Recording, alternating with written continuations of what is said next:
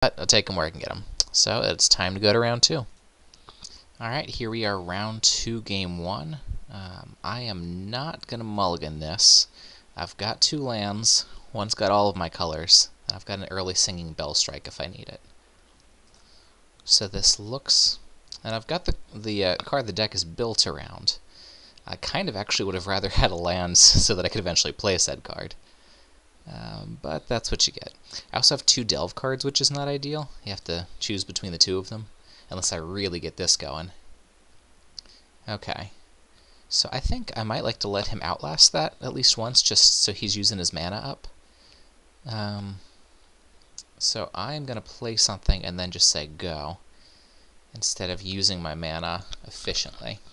Because if I can make him use his mana in a less efficient way, then I'm winning. Now he's probably just going to play a morph and whack me, so maybe that wasn't the best decision, but we'll see how he does this.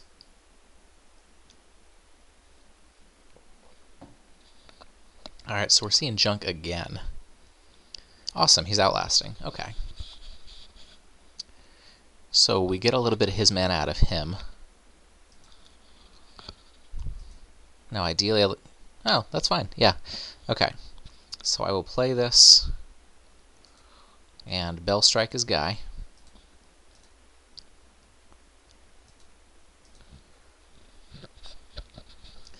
He can do whatever he wants to on his turn, and then I will play my Brood Tyrant.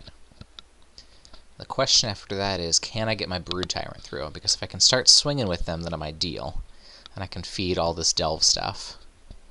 If I can't get him through, he's going to be just a one-shot, probably get a zombie or 2 kind of guy. Which is okay. Like, if I can get, you know, a 3/3 and a 2/2 off of 4 mana, it's still a decent use of mana. Okay, so he's got all 4 and nothing to do with them, which is a little surprising. So we're just going to go straight into Sidisi. No counter spells that I know of that cost junk mana. Alright, so he hits the board and is up there on the stack. 3 cards in the yard.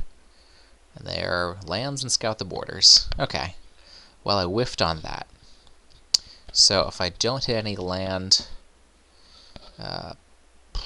I guess Longshot Squad is my best one there, if I don't hit any land. I could also get Scavenger if I wanted it.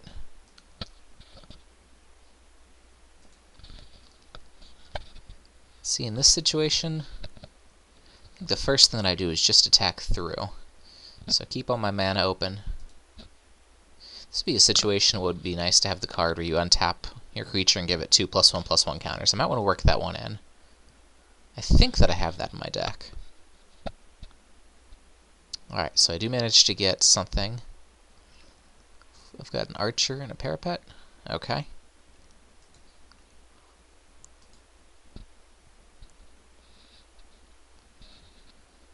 Oh, it's 1/1 or more cards put into your graveyard from your library. Okay, so you don't get a zombie for every time you hit a flip then. Yeah, that's the card that I was saying that I wanted in my deck. But he has it in his deck, which is much less good. So, here comes the eating. Alright, so I need to get something that kills that. Because a 5/4 first strike, even one that untaps for 6 mana, is pretty good. Okay, well I got a zombie out of it. Not exactly what I was going for. So I've got 7 in the yard. I think I'm just going to use my mana most efficiently and play the Longshot Squad.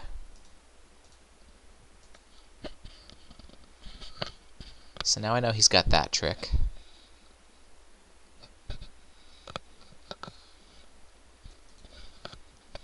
So we'll see if he wants to get aggressive and hit me for 4 so that he's got to invest later, or if he just wants to shut down the ground game. If he does want to shut down the ground, I've always got Mystic to start getting through, and after that, Scavenger for the air. Pinewalker, unfortunately, does not get through 5/4 first strike. Now, with the Bell Strike on there, if he gets a whole bunch of mana, he can outlast and then untap it, which is a huge pain. Let's see, he's probably just going to play his 6th land and then untap this to hold the ground, or else he's trading 5 for 5. And he might be trying to race me at this point. That's a reasonable thing to think. So he does have 6 land, but it looks more like he's going to cast a spell with it. Or just hold it open. Yeah, holding it open is pretty good for him. Okay, so I've got 1, 2, 3, 4, 5, 6, so I can play 5 and scavenge out the rest, which I think is my best play here. Yeah, I can't see anything else that I want to be doing that badly. Although outlasting wouldn't hurt. I still think that's probably my best play. So we will just cast that one straight up.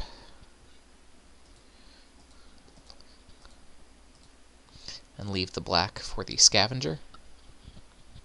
So hopefully we will have 6 coming through on a pretty regular basis. Alright, and delve all the rest of these guys. Okay. So now with that plan, let's see, we've still got 2 in the yard. So that could reasonably cost 6. Probably end up playing Pine Walker and Outlasting next turn, unless anything changes. Okay, so he does what I expected. He untaps it at the end of his turn. Now he's still got 5 cards in hand, so he's still got some action. If he attacks again, I think I might just let a zombie bite the dust. That'll help me win the race a little bit, because that zombie's going to have to get in 3 times. Ooh. So he debilitating injuries the Mystic. Just the 2nd time that's happened to me.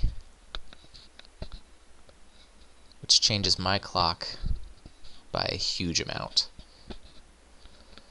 Let's see, if he swings through, he's got 1st strike, so if I were to block with everybody, he could still take everybody down, because he could deal 3 and 2, and then he would only take 3 in return. So if he wants to attack through, I think I'm just going to chump block with the zombie, because he's still got enough mana to play something that's going to block that zombie, so I'm probably not going to be able to hit him on the crackback.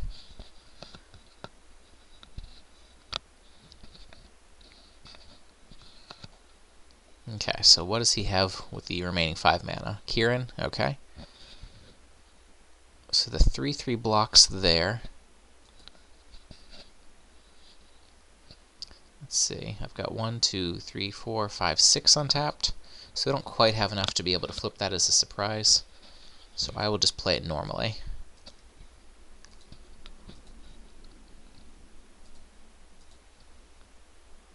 So that still makes black, right? Yeah, okay. So I don't have to change the way I tap there. Now I still don't have nearly enough in the graveyard to be able to play this out. So I am 1 short of being able to outlast. But I can play it like that. The next question is, if he attacks through with just the Kieran, yeah, just the Bondkin, I mean, what do I do? Because if I block with everybody, he gets his choice of taking down the Pine Walker if he wants to. I think that's fine with me. I'd be happy to trade that for a Bellstruck 5/4 1st striker. Now, if he's got any kind of tricks, he would have to, like, if he's got Awaken the Bear, that's a pretty big beating. So I wouldn't want to do that if he's got Awaken the Bear, and he does have 2 cards in hand. Okay. So no such problem to worry about. Now I can play Shambling Attendant at its regular price. 1, 2, 3, 4, 5, 6, 7. So this would be my 8th, so I could just play that regularly, or I could play it a little bit cheaper and also Outlast, which is probably what I want to do. Now I can't just attack him with this, because he can flip that up and give a 1st strike. So I do have to hold that back. I can... Well, I can't attack this turn, because I have to hold that back so that I can give the other guy Outlast. Okay. So, no tricks there. I will hold those 2 green to Outlast and delve the rest of it. Hold that forest in hand just so I can bluff something. So get him on the ground. That's also nice because it's got 5 toughness, so it's another thing to absorb this in case it comes through. And he'll almost certainly untap it at the end of his turn.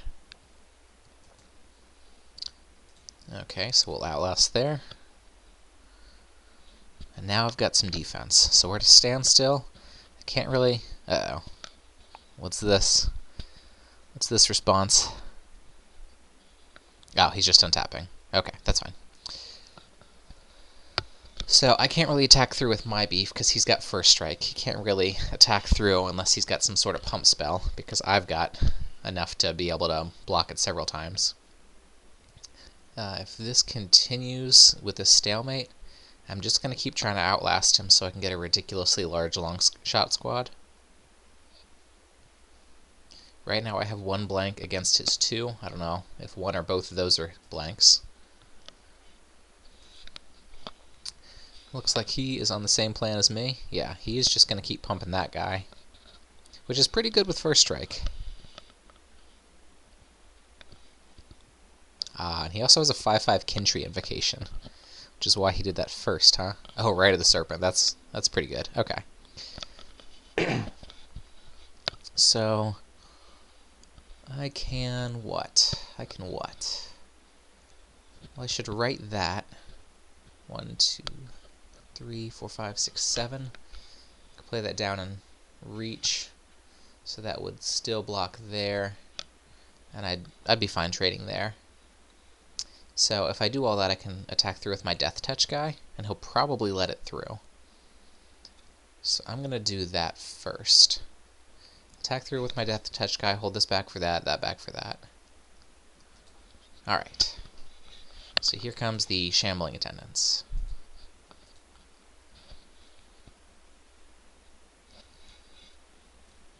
See if his last card is some sort of trick that is able to punish me for sending him in. Okay, he appears to just let it in. Okay, so I get him down to 19. So now I will try to write this guy. Let's see, what do I need? I just need a green for that to Outlast. So we'll do it like that. And then I do have to let on that I've been sandbagging a forest.